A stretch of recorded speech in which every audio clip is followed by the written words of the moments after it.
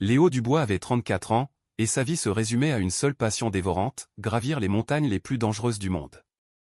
Son existence était une succession de sommets conquis, de défis relevés, de risques calculés. Rien ne semblait pouvoir l'effrayer, aucune paroi ne paraissait trop abrupte, aucune tempête trop violente. Il était le maître de son univers, un royaume de glace et de roc où seule sa volonté faisait loi.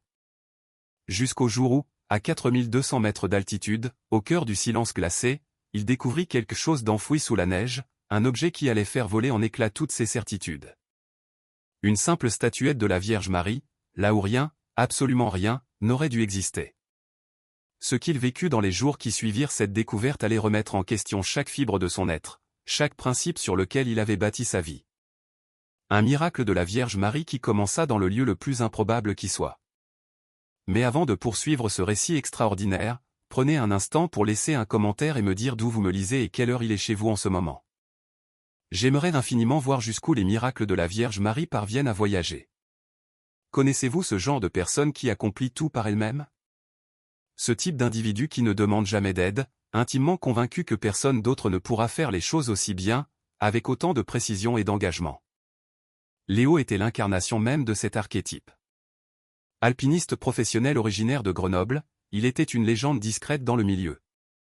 Les autres grimpeurs l'admiraient, étudiaient ses techniques, parlaient de ses exploits avec un respect teinté de crainte, mais personne ne parvenait jamais à véritablement l'approcher. Il était une forteresse, aussi imprenable que les sommets qu'il domptait. C'était un matin de janvier glacial au camp de base, niché dans le massif des Écrins, au cœur des Alpes françaises. La température affichait un -8 °C mordant, et l'air, d'une pureté cristalline, brûlait les poumons à chaque inspiration. Léo était à l'extérieur de sa tente, le visage impassible buriné par le vent et le soleil, vérifiant méticuleusement son équipement pour la 3e fois. Chaque mousqueton, chaque corde, chaque piolet était inspecté, nettoyé et rangé avec une précision militaire.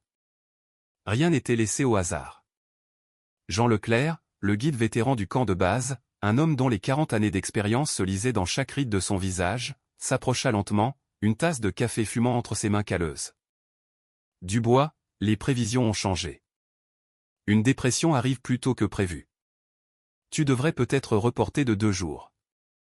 Léo ne leva même pas les yeux de son matériel, ses doigts experts continuant leur inspection méthodique.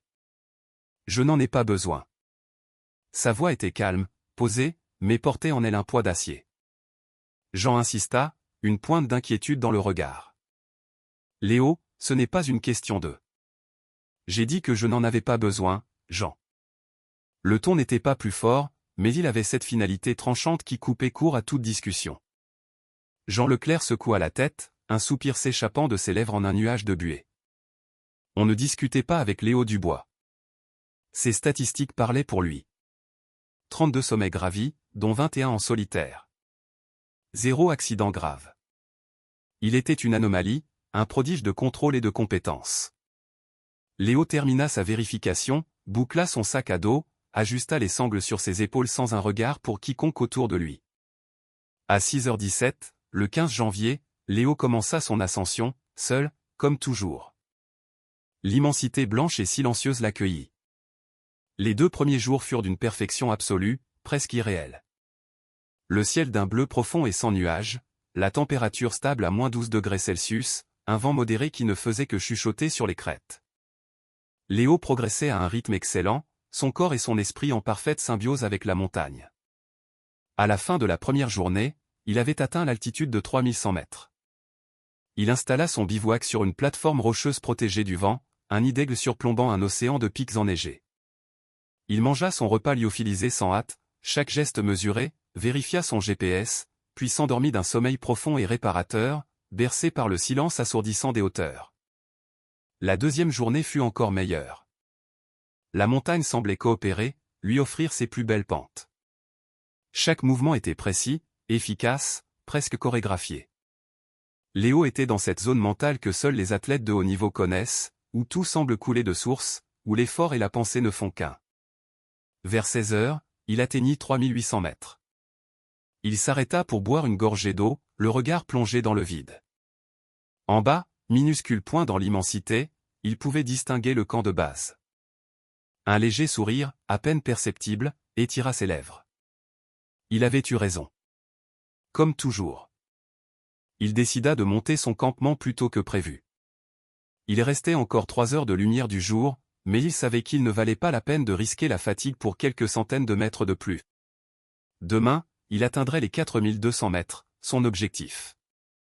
Il dîna, vérifia une dernière fois son équipement, et se glissa dans son sac de couchage alors que le soleil disparaissait derrière les cimes à l'ouest, peignant le ciel de teintes orangées et violettes.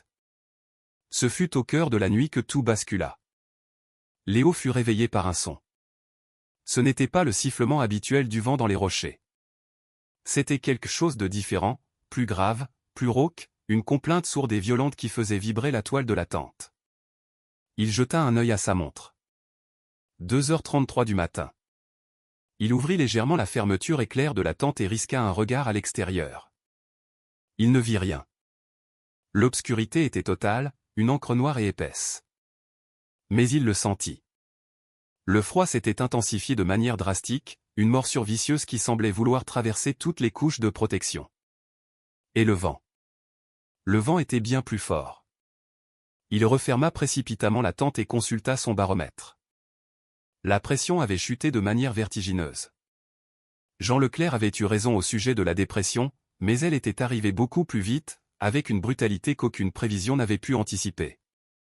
Léo ne parvint pas à se rendormir. Le vent empirait de minute en minute, se transformant en un hurlement démentiel. À 5 heures du matin, heure à laquelle il aurait normalement commencé à se préparer pour la journée, Léo sortit de la tente. Le monde avait changé. La neige tombait, si dense qu'il pouvait à peine voir à 3 mètres devant lui. Le vent devait souffler à 70, peut-être 80 km/h, arrachant des tourbillons de poudreuse. Et la température. Le thermomètre affichait -18 degrés Celsius, mais avec le refroidissement éolien, la sensation devait avoisiner les -35 degrés Celsius.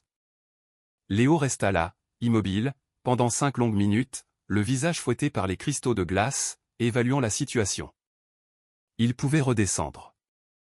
C'était la décision logique, la plus raisonnable. Retourner au campement de la première nuit, à 3100 mètres, et attendre que la tempête passe. Mais cela signifiait perdre 2 jours de progression. Et Léo Dubois ne perdait jamais de progression. Son regard se porta vers le haut. À travers le rideau de neige, il pouvait vaguement distinguer les formations rocheuses qui marquaient la route vers les 4000 mètres. Il prit sa décision. Il continuerait encore quelques heures. Si la situation devenait intenable, il installerait un campement d'urgence et attendrait sur place. Ce fut sa première mauvaise décision. Durant les 6 heures qui suivirent, Léo grimpa au cœur de la pire tempête qu'il ait jamais affrontée. À chaque pas, la montagne devenait plus hostile. La neige ne cessait de tomber, le vent redoublait de violence, et la température continuait de chuter inexorablement. Vers midi, bien qu'il fût impossible de le deviner sous ce ciel gris uniforme, Léo réalisa qu'il était en grande difficulté. Ses doigts perdaient leur sensibilité, même à l'intérieur de ses gants thermiques. Ses pensées commençaient à ralentir, à devenir confuses. Il avait du mal à rester cohérent, à enchaîner les idées. Et le pire, il était désorienté. Le GPS indiquait bien 4150 mètres, mais Léo ne voyait plus où il était. Il avait besoin d'un abri.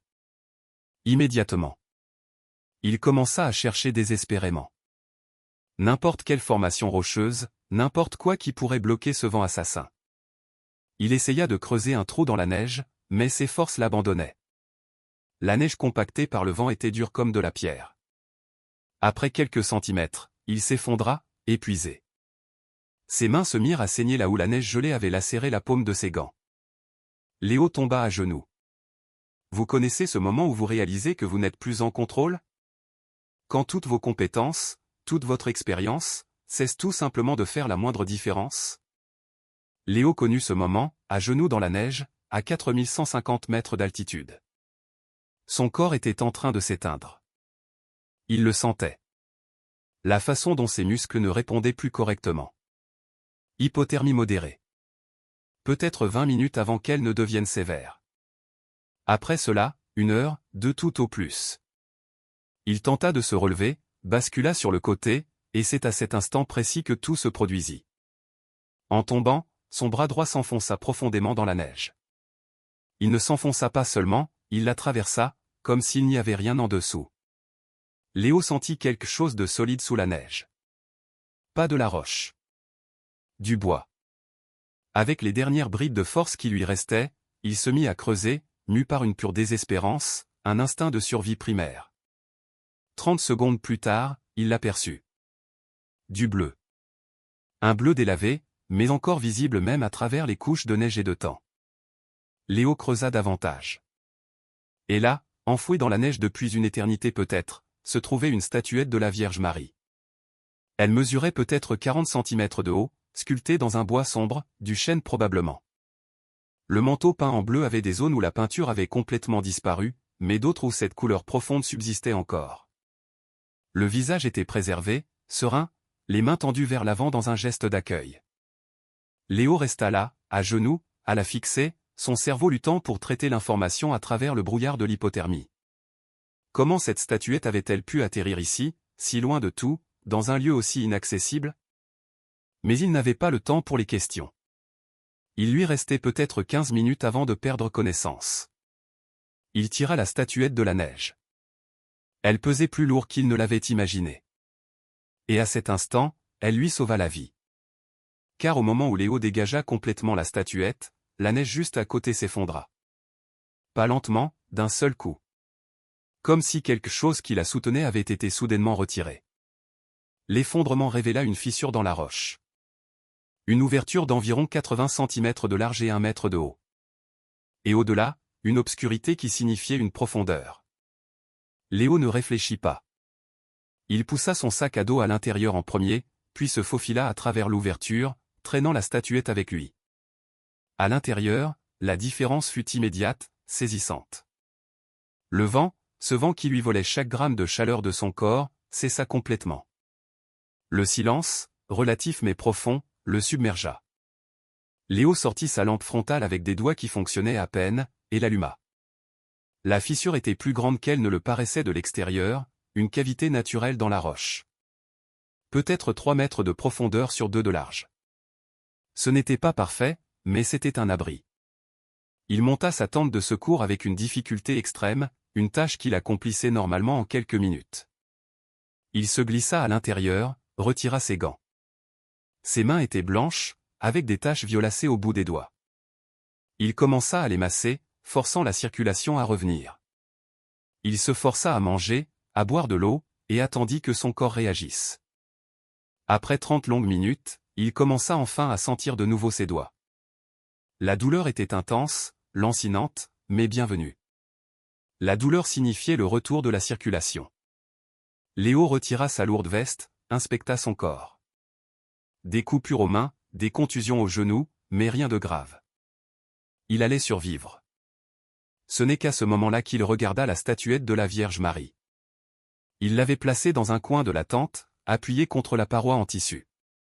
Le faisceau de sa lampe projetait des ombres dansantes sur le visage sculpté. Léo la fixa longuement.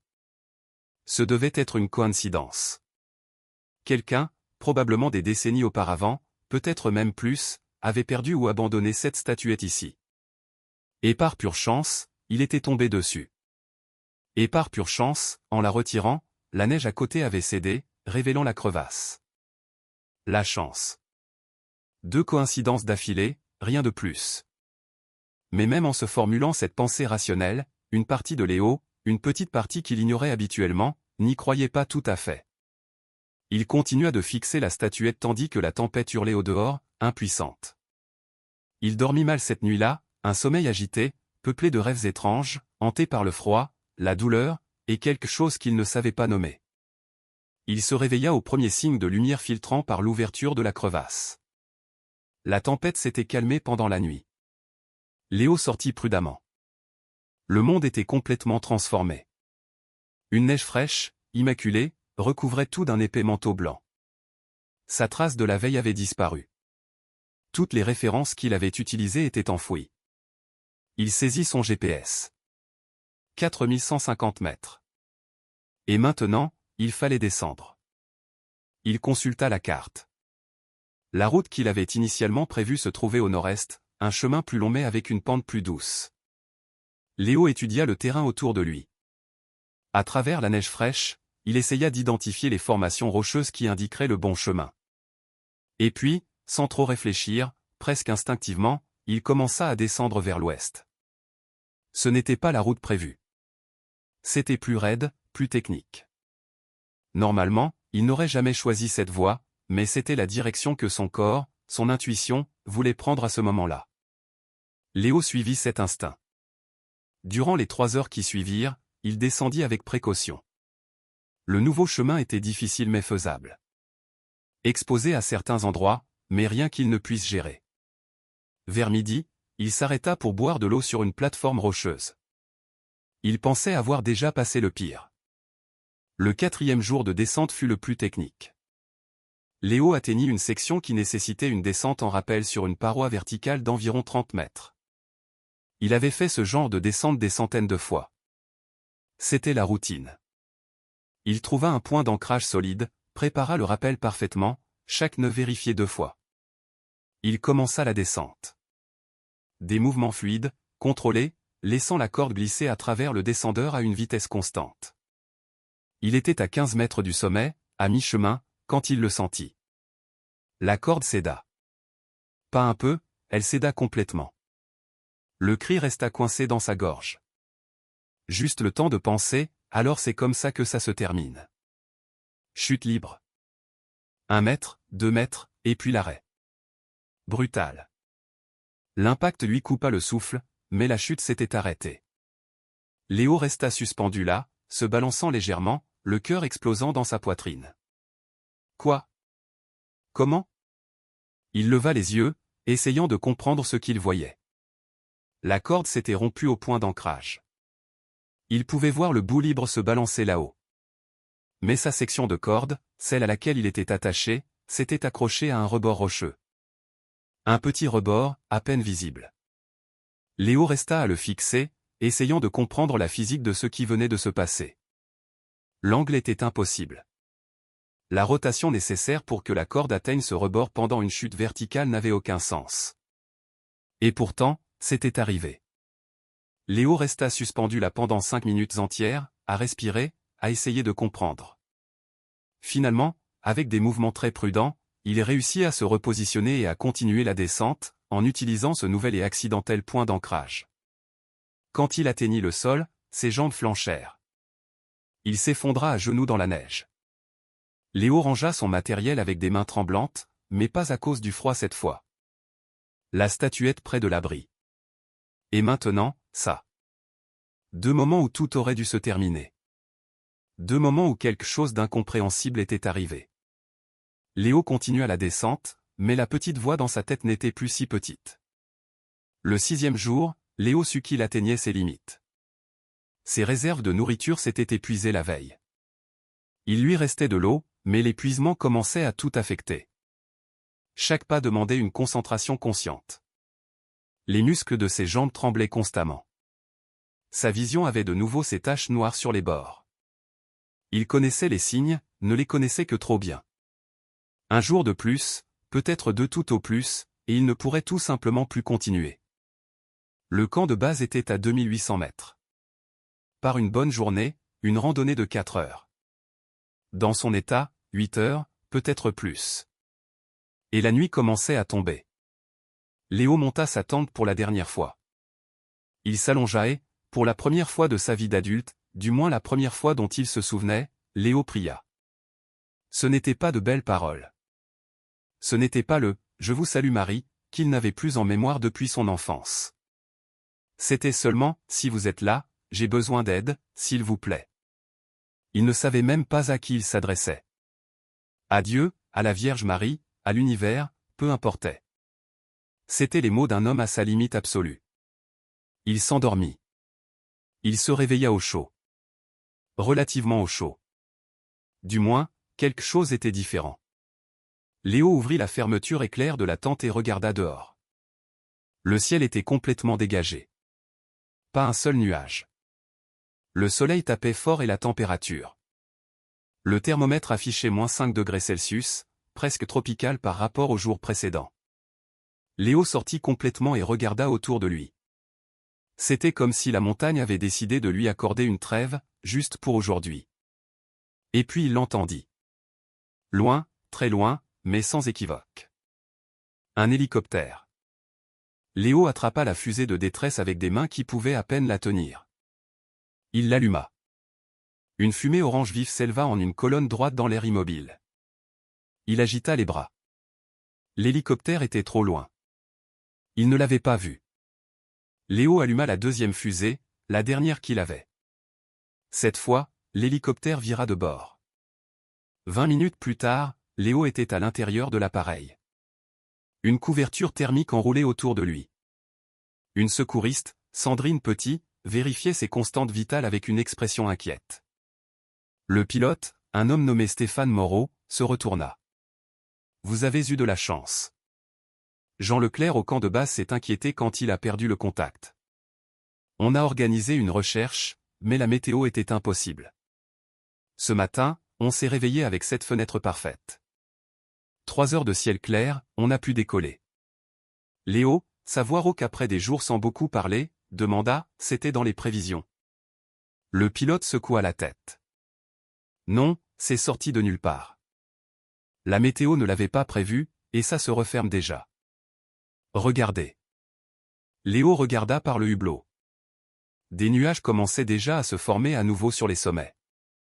3 heures. Une fenêtre d'exactement 3 heures. Le temps nécessaire pour le trouver et le ramener. Léo appuya sa tête contre le siège de l'hélicoptère et ferma les yeux. 3 fois. Quand il arriva enfin à la base, Jean Leclerc courut vers lui. « Léo, Dieu merci. On te croyait mort. » « Pourquoi ?» Jean montra la montagne du doigt. « Il y a eu une avalanche massive sur le versant nord-est. C'était ta route prévue. Quand on a perdu le contact, on a cru que tu étais là. » Léo sentit son sang se glacer. Quel jour c'était? Le 4e jour. Entre 10h et 10h30. Léo calcula. S'il avait suivi la route originale, il aurait été exactement à cet endroit, exactement à ce moment-là. Mais il n'y était pas parce que quelque chose lui avait fait changer de direction. Il hocha simplement la tête. Il n'y avait rien à dire. À l'hôpital, 48 heures après le sauvetage, Léo était seul dans sa chambre. L'hypothermie sévère avait été traitée. La déshydratation sévère traitée. Les légères gelures à ses doigts étaient en cours de traitement.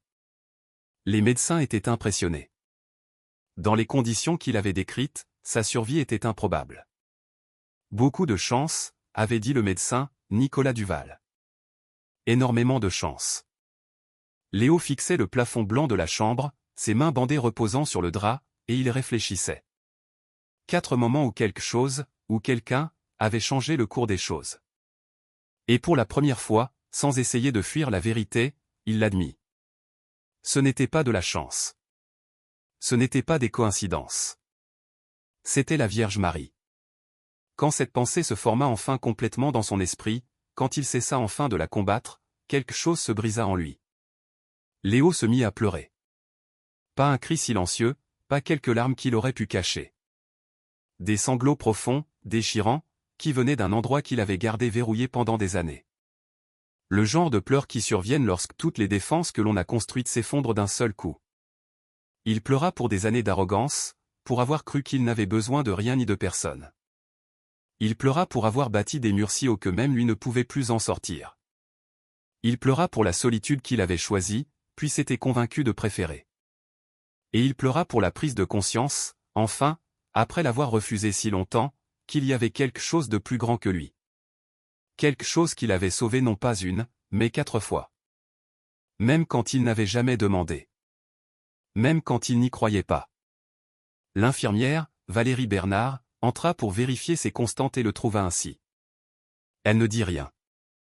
Elle posa simplement sa main doucement sur son épaule et resta là un moment avant de repartir tranquillement. Il fallut 15 minutes à Léo pour cesser de pleurer.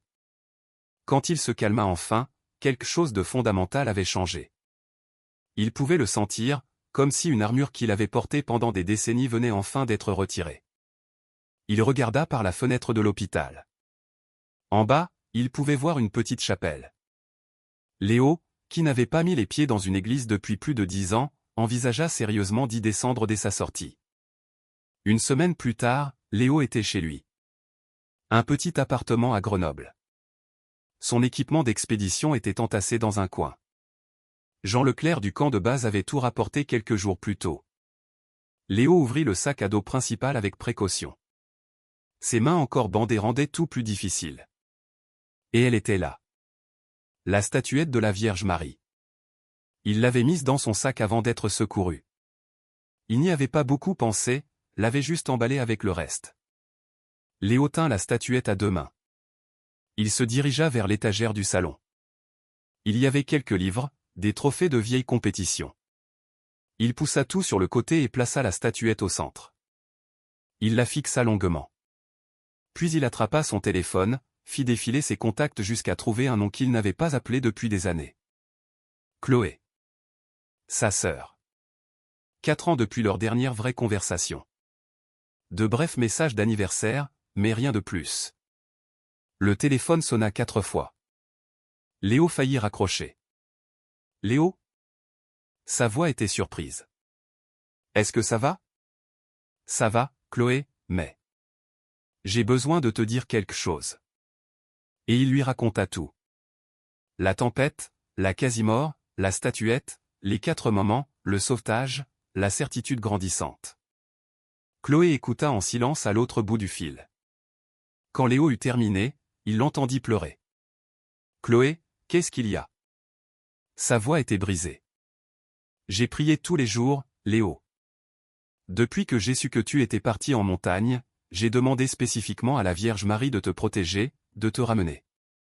Léo sentit quelque chose se serrer dans sa poitrine. Les larmes revinrent. Et elle t'a ramené, continua Chloé. Elle l'a vraiment fait. Ils parlèrent pendant 3 heures, la plus longue conversation qu'ils aient eue depuis leur adolescence. Chloé lui parla de sa vie, de son mari, de ses 2 enfants, de la façon dont son frère lui avait toujours manqué, mais qu'elle avait respecté la distance qu'il avait créée. Léo parla des années de solitude, de sa prise de conscience qu'il avait eu tort, de son désir de changer mais de ne pas savoir comment. Tu as déjà changé, dit doucement Chloé. Tu m'appelles. Tu me racontes tout ça.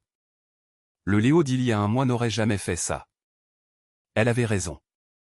Quand ils raccrochèrent, Léo s'assit sur le canapé, regardant la statuette sur l'étagère. Merci, murmura-t-il, de ne pas m'avoir abandonné. Les mois suivants furent une transformation progressive. Léo recommença à voir régulièrement son médecin.